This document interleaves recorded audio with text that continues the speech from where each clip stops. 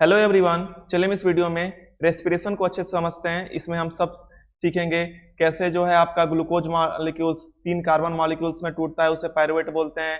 Diaphragm कैसे ऊपर नीचे आता है, एल्वोलाई क्या होता है। तो चलिए हम देर न करते हैं, इस लेक्चर को स्टार्ट करते हैं।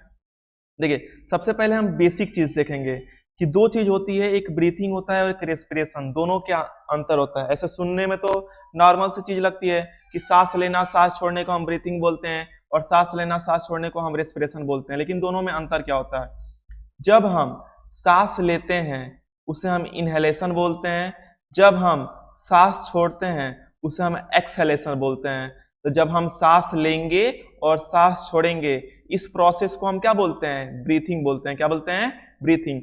वही रेस्पिरेशन क्या होता है, जब हम सांस लेते हैं तो हमारे बॉडी में ऑक्सीजन आता है लंग्स के थ्रू और ये हार्ट में मिक्स होता है ब्लड में, ब्लड के थ्रू, और ब्लड और ऑक्सीजन मिक्स करके ये हमारे शरीर में जाता है ब्लड, और फूड को डाइजेस्ट करता है, खाना को डाइजेस्ट करेगा। तो ये थक जाता है, ये चेंज हो जाता है, ऑक्सीजन जो है कार्बन डाइऑक्साइड में चेंज हो जाता है और हमारे बॉडी में फिर हार्ट से पंपिंग होके फिर ये लंग्स के थ्रू बाहर निकल जाता है। तो ऑक्सीजन एंट्री किया, ब्लड के साथ मिक्स हुआ और ये खाना को डाइजेस्ट किया, हार्मोन्स एंजाइम को सप्लाई किया और कार्बन डाइऑक्साइड में चेंज हो जाता है। इसी प्रोसेस को हम रेस्पिरेशन बोलते हैं। रेस्पिरेशन में एनर्जी का फॉर्मेशन होता है, हमारी बॉडी फूड डाइजेस्ट करती है, जबकि ब्रीथिंग आपका सिंपल होता है, सांस लेना सांस छोड़ना, लेकिन रेस्पिरेशन में खाना डाइजेस्ट होता है ऑक्सीजन के हेल्प से और वो कार्बन डाइऑक्साइड में चेंज हो जाता है। नेक्स्ट देखिए इसमें, अब देखो जब हम सांस लेते हैं तो एक नीचे एक डायफ्राम होता है, ये स्ट्रक्चर देख रहे हो, ये डायफ्राम होता है। इसको एक और फिगर में देखो, यहाँ पे ये डायफ्राम होता है। डायफ्राम का क्या रोल होता है, तो हमारे चेस्ट को कंट्रैक्ट और एक्सपेंड करने में इसका रोल होता है। जैसे मान लो कि जब हमको सांस लेना है, जब सांस लेना है तो हवा अंदर आएगा, तो हवा अंदर आएगा तो ये फूलना चाहिए, तो फूलेगा तो स्पेस ज्यादा चाहिए, तो जो फूलता है तो डायफ्राम आपका नीचे आ जाता है। क्या जाता है, नीचे जाता है। जब चेस्ट आपका फैलता है, फूलेगा, तो आपका डायफ्राम कहाँ जाएगा, नीचे। लेकिन जब ये सांस लेने की प्रोसेस है, लेकिन जब हम सांस बाहर निकालते हैं तो नीचे से ऊपर धक्का करोगे तभी ना अंदर से हवा बाहर जाएगा। तो ये नीचे से ऊपर धक्का करता है, धक्का करता है तो हवा बाहर जाता है और चेस्ट क्या होता है, कंट्रैक्ट सिकुड़ता है। नेक्स्ट देखिए, यही मेन है इसमें, जो रेस्पिरेशन होता है, खाना डाइजेस्ट किया जाता है, वो कैसे होता है। ग्लूकोज का फार्मूला होता है C6H12O6, C6H12O6। अब यहाँ पे कार्बन के 6 मॉलिक्यूल्स हैं। अब ये हमारे सेल में 3 में टूटते हैं। जब 3 कार्बन के मॉलिक्यूल्स में टूटते हैं हम उसे पायरुवेट बोलते हैं। क्या बोलते हैं, पायरुवेट बोलते हैं। जब कार्बन के 6 मॉलिक्यूल्स 3 मॉलिक्यूल्स में टूटते हैं उसे हम पायरुवेट बोलते हैं और एनर्जी का फॉर्मेशन होता है। जो रेस्पिरेशन होता है वो 3 तरीके से होता है। सिंपल से समझ रहे हैं, सबसे पहले हमारी बॉडी में जैसे हम ऑक्सीजन लेते हैं, हमारे सेल में टूटता है, फिर उसके बाद mitochondria powerhouse of cell बोला जाता है, फिर सेल साइटोप्लाज्म।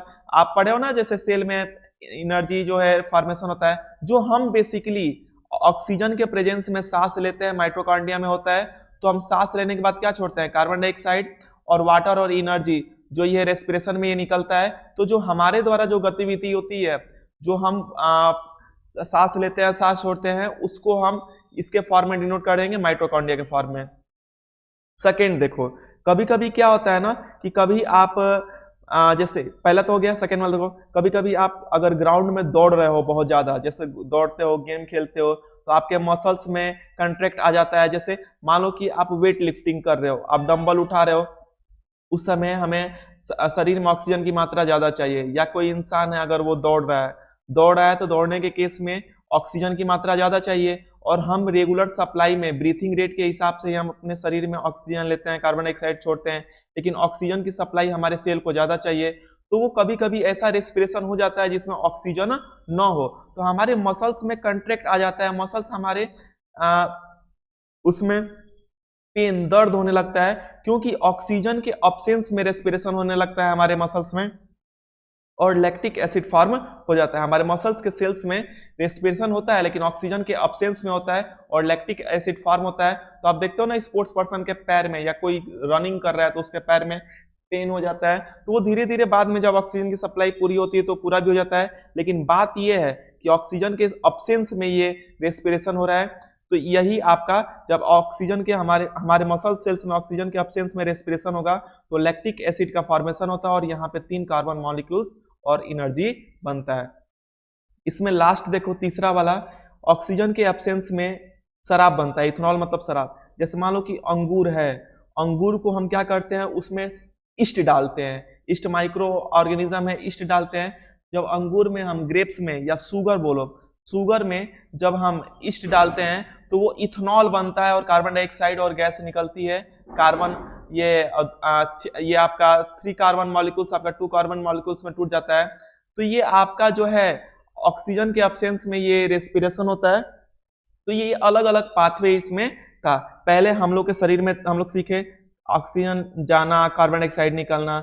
दूसरा, जब हमारे शरीर में बहुत ज्यादा ऑक्सीजन की डिमांड हो और मसल्स ऑक्सीजन के एब्सेंस में रेस्पिरेशन करें तो वहां पे ये हो गया आपका लैक्टिक एसिड फॉर्म हो जाता है। और ऑक्सीजन की कमी में जब रेस्पिरेशन होता है, जब शुगर को हम लोग शराब बनाते हैं, जब शराब बनाते हैं तो ये आपका होता है ऑक्सीजन के एब्सेंस में, तो वहां पे शराब, कार्बन डाइऑक्साइड और एनर्जी निकलता है। तो यही है, ग्लूकोज अलग अलग तरीके से निकलता है हमारे शरीर में। अब देखो रेस्पिरेशन हम कैसे करते हैं। जैसे सांस लेते हैं, या तो हम मुंह से लेंगे, नहीं तो हम नाक से लेंगे। जब हम सांस लेंगे तो ये नसल पैसेज कैविटी नसल पैसेज से जाता है, फिर आपका फेरिंग्स होते हुए लैरिंग्स, लैरिंग्स को हम लोग वॉइस बॉक्स बोलते हैं। ऑडम एप्पल सुने हो ना, वॉइस बॉक्स हो गया, या ऑडम एप्पल। जब हम प्यूबर्टी के एज में हम आते हैं तो लड़कों में यहाँ पे निकलना चालू हो जाता है, यहीं से वॉइस जनरेट होता है।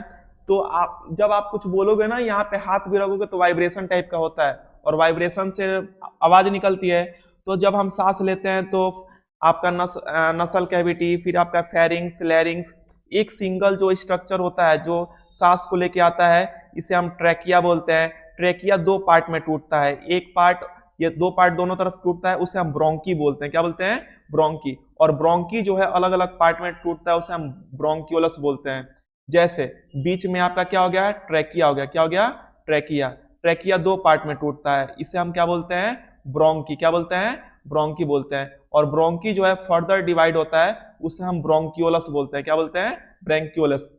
ब्रोंकियोलस में छोटे छोटे एल्वुलाई होते हैं। देखिए यहाँ पे ब्रोंकियोलस में अंदर ये छोटे छोटे बैलून लाइक स्ट्रक्चर क्या होते हैं? एल्वुलाई होते हैं। एल्वुलाई क्या करते हैं? यहीं से गैसेस का एक्सचेंज होता है।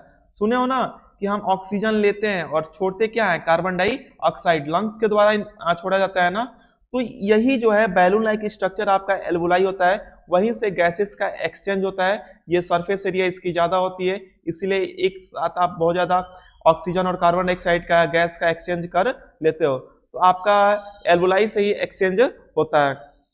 तो कैसे हम सीखे? सबसे पहले हम सांस लिए, नाक से नसल पैसेज, फिर आपका ट्रैकिया। ट्रैकिया आपका ब्रोंकी में से डिवाइड हुआ, फिर ब्रोंकी आपका फर्दर ब्रोंकियोलस में डिवाइड हुआ, फिर लास्ट में आपका एल्वुलाई से गैसेस का एक्सचेंज होता है। देखिए नेक्स्ट टॉपिक है इसमें ट्रांसपोर्टेशन। ट्रांसपोर्टेशन को हम नेक्स्ट वीडियो में देखेंगे। तब तक के लिए थैंक यू।